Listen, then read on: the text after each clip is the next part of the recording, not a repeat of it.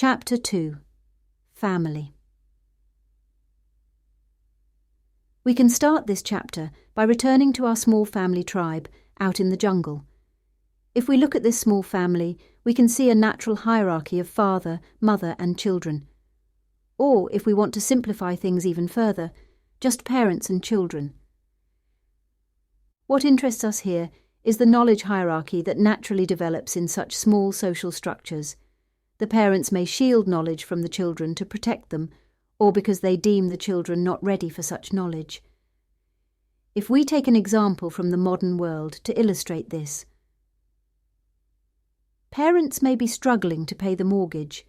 However, they don't tell the children, partly to not burden them with the stress and anxiety, but also because the children aren't old enough to understand the issue anyway. There's also the added fact that the children, unlike the parents, aren't in a position to do anything to help solve the issue, so the worry and burden placed on them would just be needless misery. No one tells the parents to hide such information from the children. They do it naturally, out of a natural desire to protect the children. It's also easier too, as by excluding the children, they can avoid the unnecessary drama and complications that would come with telling them, meaning they can focus more readily on the actual problem. In the above example, I use a modern, relatable problem, but for our simpler family out in nature, it could be something else. The parents not allowing the children to explore too far into the jungle, perhaps, or elders not teaching the children certain skills until they come of age. Whatever the particular issue, the underlying impetus for this shielding of children from information is perfectly natural. From this we can see that forbidden knowledge is something that naturally arises, simply as a consequence of this organic hierarchy that exists naturally within the family. "That's none of your business," the parent replies.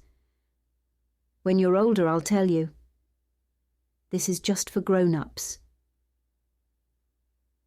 As in the first chapter, where more complex society led to more linear time, likewise here when societies grow and expand, these knowledge hierarchies grow and become more complex, though the impulses driving them essentially remain the same.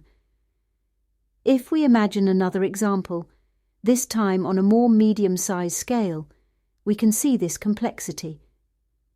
You're a rank-and-file employee working in a factory.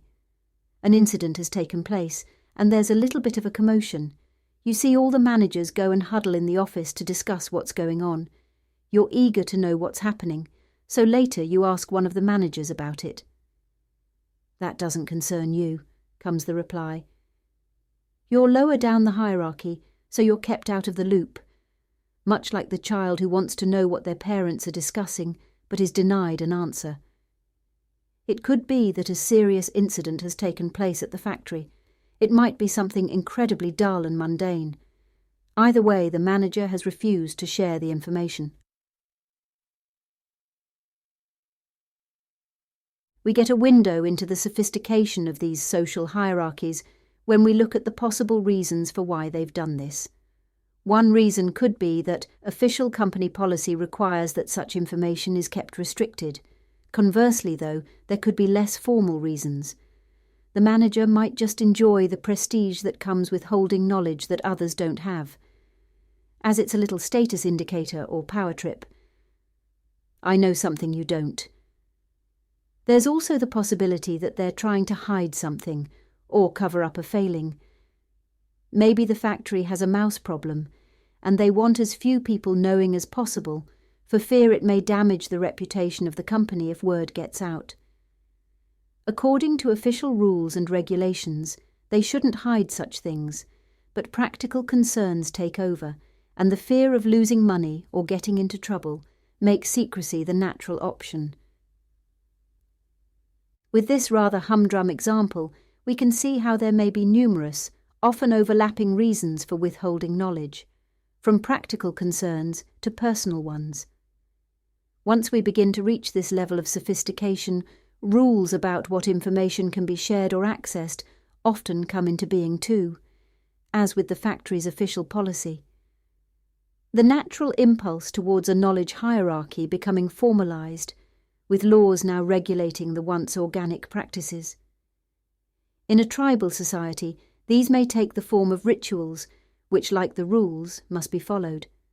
Still, though, no matter how sophisticated things become, the natural impulses remain, like in the above mouse example where the manager ignores regulations that state mouse infestations should be publicly disclosed, in order to protect the business and/or their own self-interest. This manager gets their prestige, status and wages from their position at the factory, and that position is intimately tied up with the factory's success.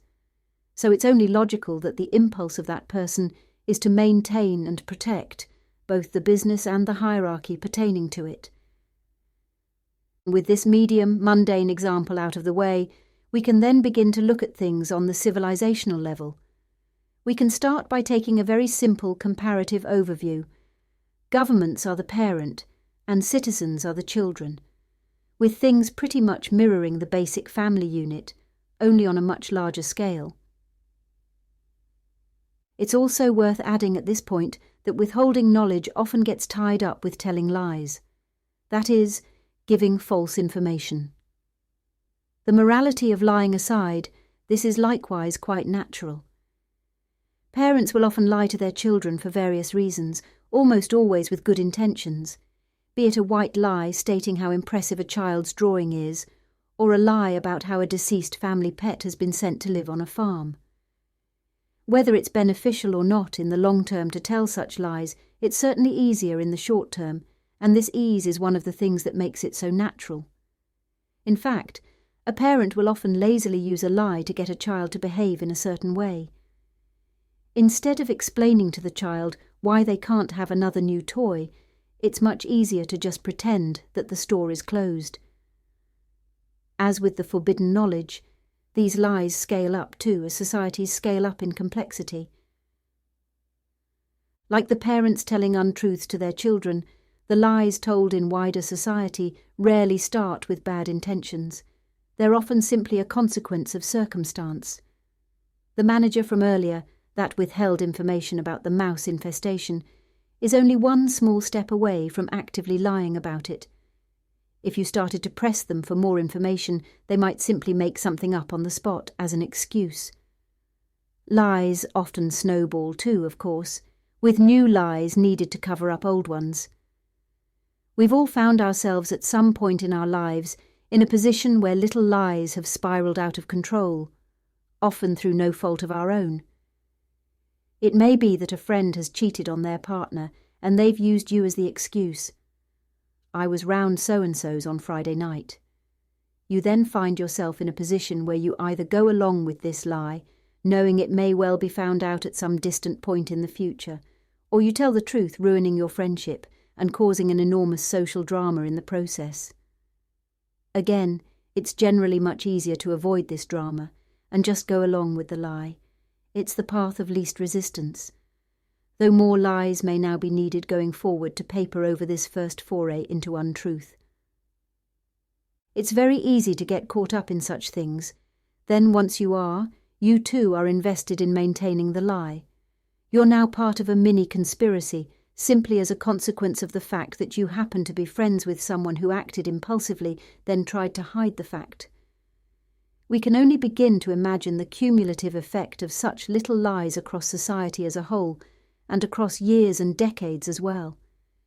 Millions of people, generation after generation, acting impulsively and making mistakes, each trying to hide the evidence, hoping that they can smooth things over before it gets found out.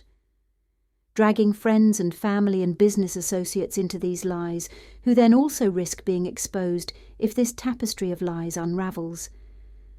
Untruth interlocking with untruth, with layers of mutual interest building up around them. It stands to reason that vast webs of lies will be the norm in society rather than the exception. Though lying is universally decried as bad, people almost always think they're doing the right thing when they do it too, or at the very least that their actions are justified. So even when untruths are told by design, they're not necessarily malicious or purposely bad. They're just the natural consequence of imperfect humans trying to negotiate an imperfect world, with things generally stemming from either bad impulses or good intentions, or a mix-up of both. Now, as an aside, it should perhaps be acknowledged that that's not always the case every time, and just as a small minority of parents can be uncaring and abusive, so too can people in wider social hierarchies be deliberately or knowingly bad to others, lying and deceiving with wicked or criminal intent. Though even here you could perhaps argue that these bad people, or groups of bad people, only ended up down such a nefarious road in life thanks to a similar accumulation of natural urges and accidental circumstances. Returning to larger social hierarchies, there's also the fact that those towards the top end are more removed from those further down, and the potential effects of this need bearing in mind as well. A parent has a close, intimate bond with their child, but a person high up in a hierarchy may feel cold indifference towards those far down beneath them. Again, not necessarily because of any bad intent, just simply because they have little or no personal connection with those people, so simply can't have the same intense care a mother would naturally have for her child. Still, though, the parents or guardians at the top of such hierarchies will, to some degree, believe they have the best interests of the other people in the system at heart, with the knowledge withheld or lies espoused, generally done with the belief that it's protecting wider society. That perhaps the issues may be too complex for those lower down to understand, or that those lower down simply aren't in a position to do anything about them anyway, which may actually be true to some extent. Much like the parents at the beginning of this chapter, hiding the unpaid mortgage from their children, viewing it as being both pointless and potentially damaging to tell them. Moving on, therefore, if we view civilization as a large family, we can make two assumptions. It stands to reason that there will be secrets in the civilizational family, just as in the tribal unit. It likewise stands to reason that ultimately the parents of civilization will not have all the answers. So, like with the small tribal family, there will be forbidden knowledge withheld from those further down the hierarchy, strewn, no doubt, with lies and disinformation too. However, though there are secrets withheld, the people at the apex of such a hierarchy don't have all the answers. Again, this is much like how as children we idolize our parents and see them as all-conquering and all-knowledgeable. We watch our fathers tinker with a car engine, or drill a wall to put a shelf up and think, wow, my dad can do anything. It's only when we grow up that we come to realize that our parents are simply flawed human beings like ourselves, trying their best to amble through life. It's similar with governments and other huge hierarchical systems. In fact, this is the very point of this rather long chapter. It's to show that knowledge hierarchies and lies are not only natural, but actually inevitable, with even the powerful parent-like figures at the top largely powerless to change this fact. In any social system, the natural withholding of knowledge and the lies that come with it will inevitably accumulate into a worldview, which, like the mouse-riddled factory defended by the manager, will be defended and preserved by those invested in it. Only in a perfect utopia would this not be the case. To explain this further, we need to look at how ideas or cultural innovations become economic, and how this in turn makes them self-sustaining, even when the cultural innovation itself runs out of steam or becomes corrupted in some way. Firstly, we'll go for another simple example and look at the economy created by a burgeoning rock band. Things start with just some people in a band making and recording music. In the beginning they don't have many fans, but as they begin to make waves, their fan base grows, simply because people like their music. This growing fan base, who have a genuine passion for the band, then become a marketplace, meaning profit can be made selling things to these people. A tour manager can start making money organising gigs. As the gigs become larger, more people need to be hired to help organise these events. Merchandisers start making money selling T-shirts with the band's image on it. A photographer starts making money following the band around, cataloguing their journey in his images. As the fan base grows even more, this economy surrounding the band grows ever further. Books can be written, movies are made. A whole industry may spring up around this small group of people and their much-loved music. As all this happens, all the people in this little economy become literally invested in the band. Their careers are now tied to its success. On top of this, many will no doubt be emotionally invested as well. Perhaps the photographer started out as a genuine fan who simply started photographing them as a passion and became lucky enough to make a living doing it. Many of the other people involved will likewise have similar stories. So you have thousands, maybe millions of fans that are emotionally invested in the band, plus a large number of people that are making a living on the back of this success, many of whom are also emotionally invested too. So the question is, what happens when the band decide to call it quits? Suddenly all these people are losing something they're invested in. The teary-eyed fans are distraught.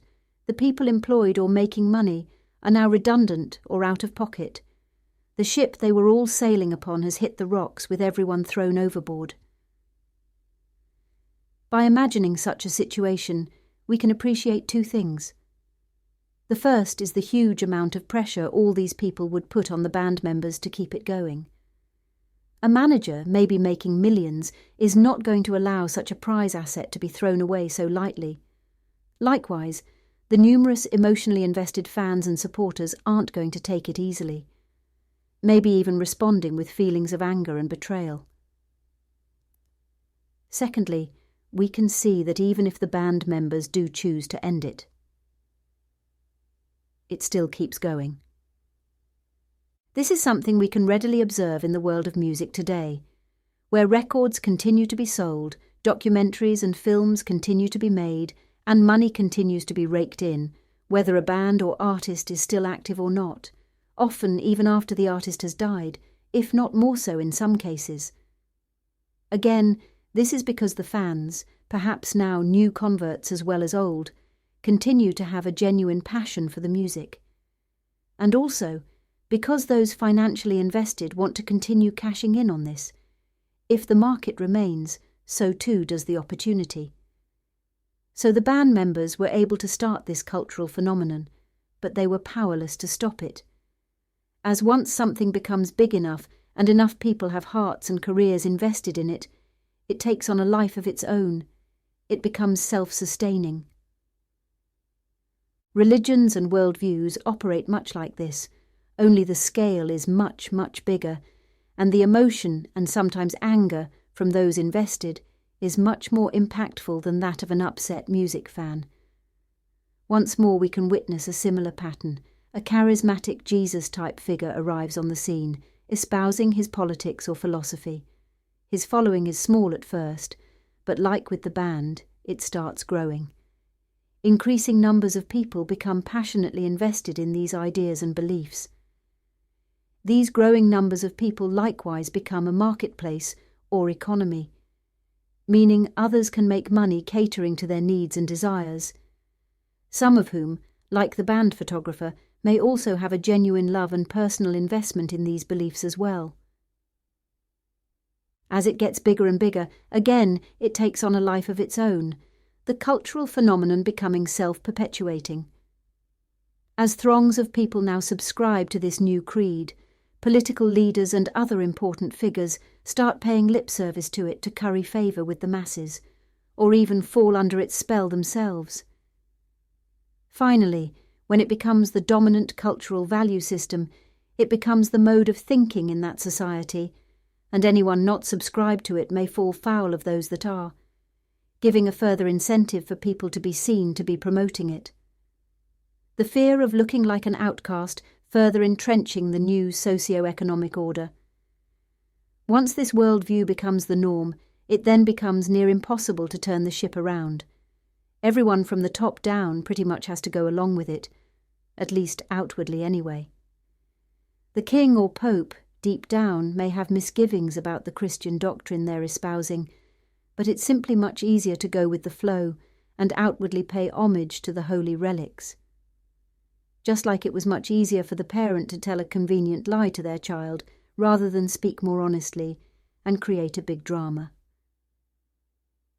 Even if large numbers of people in a hierarchy have doubts about the worldview it promotes, or know that much of it is false, they'll still more than likely go along with it, because they have practical everyday concerns, be it personal ones, such as paying the bills and supporting their family, or wider ones like maintaining social order, feeding the poor, or fighting the latest war.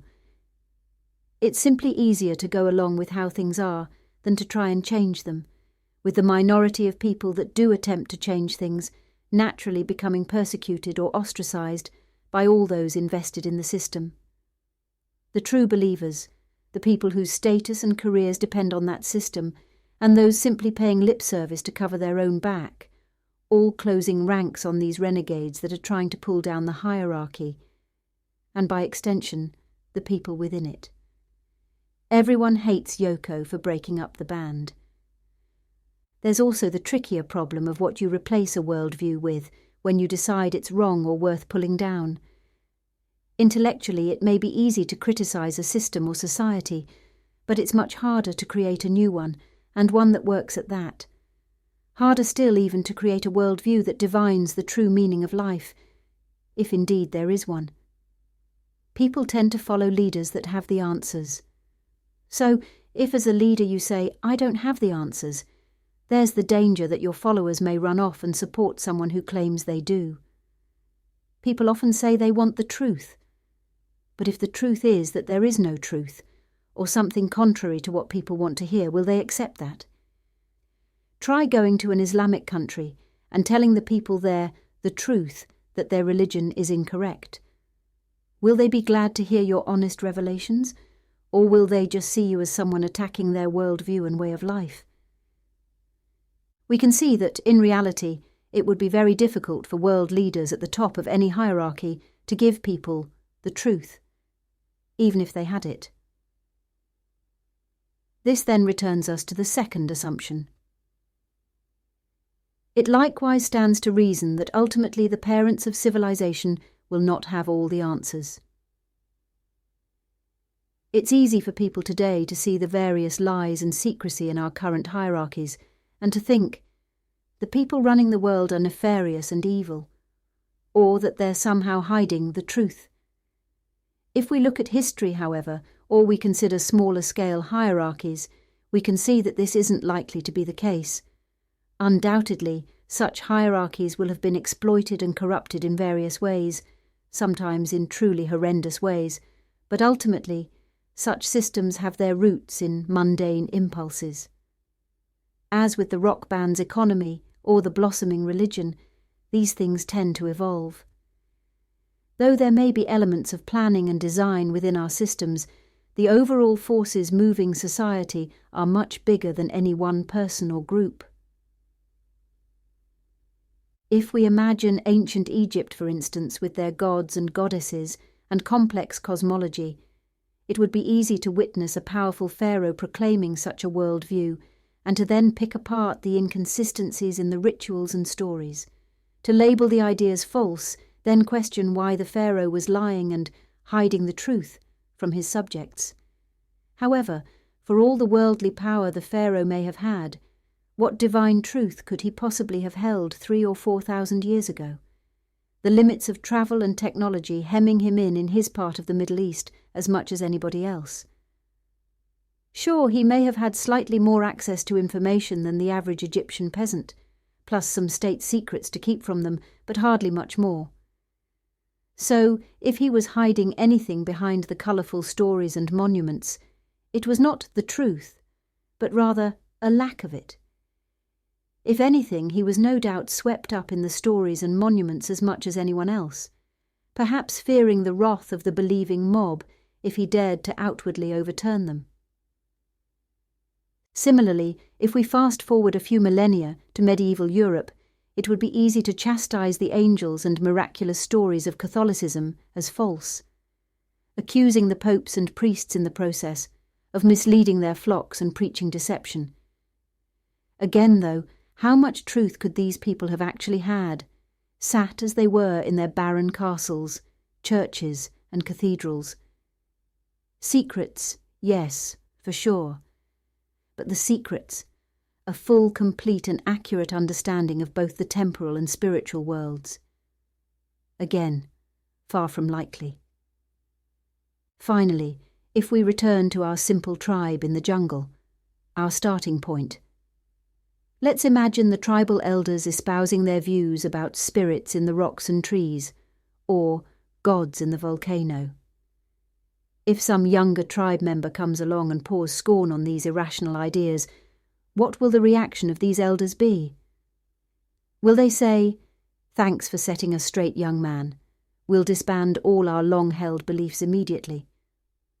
Or will they get angry and accuse the young man of insolence and sacrilege, much like the medieval church leaders or Egyptian mobs persecuting their blaspheming heretics? The likelihood is it would be the latter, of course. The status of these elders within the tribe is tied up with these beliefs. They're both emotionally and socially invested in them. To forego them would be to forego their very status in society. It would damage their pride and allow for the humiliating impression that they had wasted their lives, idiotically regaling the world with nonsense. It would also, in a wider political sense, upturn the whole social order of the tribe, perhaps leading to other problems. Real-world problems, not problems simply of spirit and philosophy. So if we saw these elders insisting upon the correctness of their worldview and persecuting the young upstart attacking it, would this mean they were hiding the truth? They'd perhaps be stopping the young man from searching for and expressing his truth, or hiding some of their own personal rituals and secrets, but they obviously wouldn't have the answers to life, the universe, and everything. After all, they're just some folks out in the jungle. How much could they truly know? So, like the Pharaoh, for all their magic and rituals and secrets, ultimately they are just humans, no more in possession of the answers than anyone else. If this is the case with every other culture in every other era of history, it seems reasonable to assume it's no different in our own.